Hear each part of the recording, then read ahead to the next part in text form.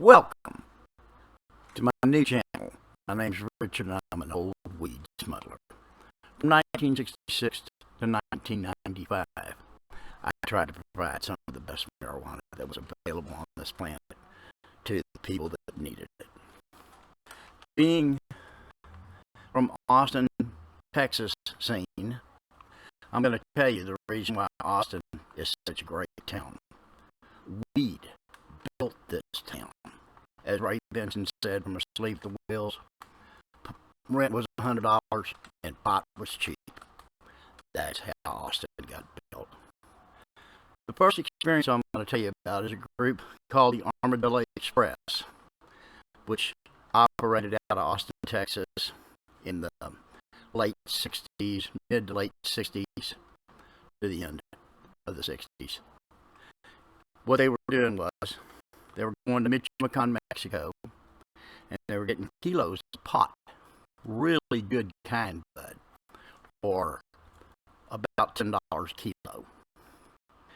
This was lime green and just a wonderful kind high. They were bringing in 900 pounds a week on a Learjet. There were two different pilots that operated this, and they had a 1.5 mile vacant highway out by Butte, Texas. And what they would do is they would dress up a couple as high roller Texans, about 30 years old, and they would put like gold Rolexes on and diamonds on her and furs, and they would charter this Learjet and they would fly down to Acapulco. They'd stay in Acapulco for the weekend. At the end of the weekend, they would fly a flight pattern back from Acapulco, Mexico to San Antonio, Texas. So they would fly in the mountains outside Acapulco, about 200 miles. They would land in Michoacan, Mexico. They'd pull out the seats and they'd put 900 pounds of pot in. And then they would fly to San Antonio. They would call up U.S. Customs and say they were approaching a flight.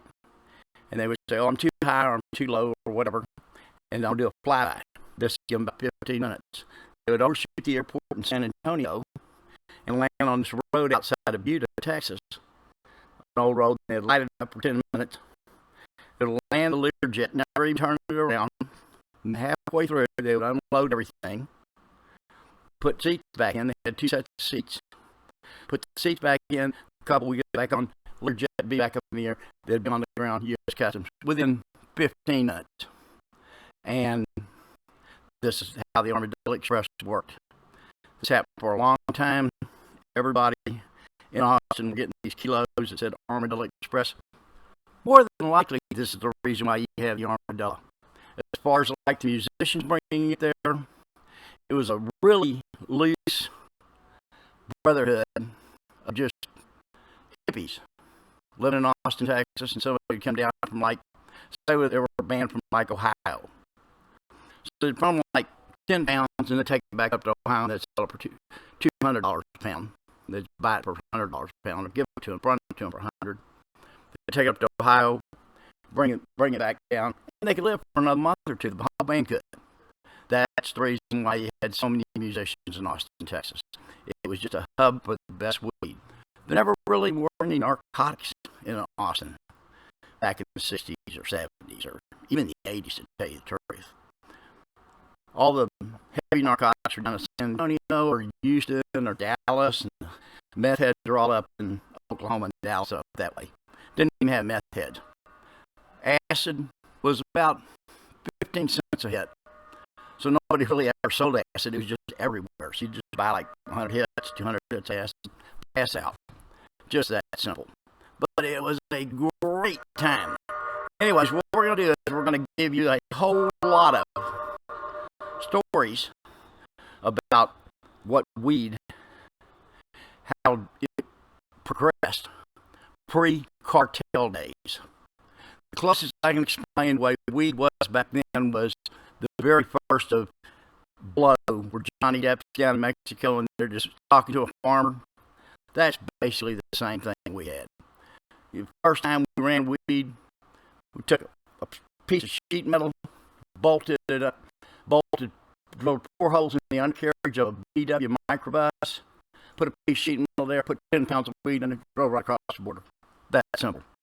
2 weeks later, picked up the same street vendor, went down to Michoacan, Mexico, down to Guadalajara, to Lake Chapala, picked up 17 kilos from the governor's house for $10 a kilo in Guadalajara.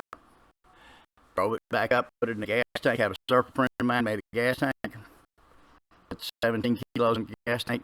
Beautiful, beautiful kind of took off, went up to Connecticut to a pop festival up there, met some people. Third day at the pop festival, sold them all the pot. But anyways, when people say that this isn't your grandpa's weed, I got news for you, friends. Grandpa had some great weed.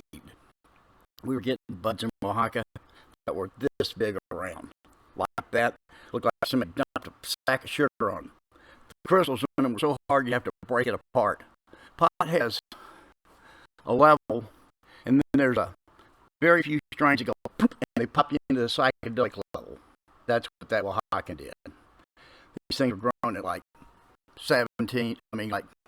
12, 13,000 foot elevation. So the leaves would get this big 4 months out of a year when it just monsoon rain. For 8 months it wouldn't rain, and they would be in the clouds and they'd just shrink down the needles. It was beautiful. Anyways, thank you for being here. Hope to see you again, and thank you. Tell all your friends. Tune in. We got a lot of stories to tell you guys. Thank you.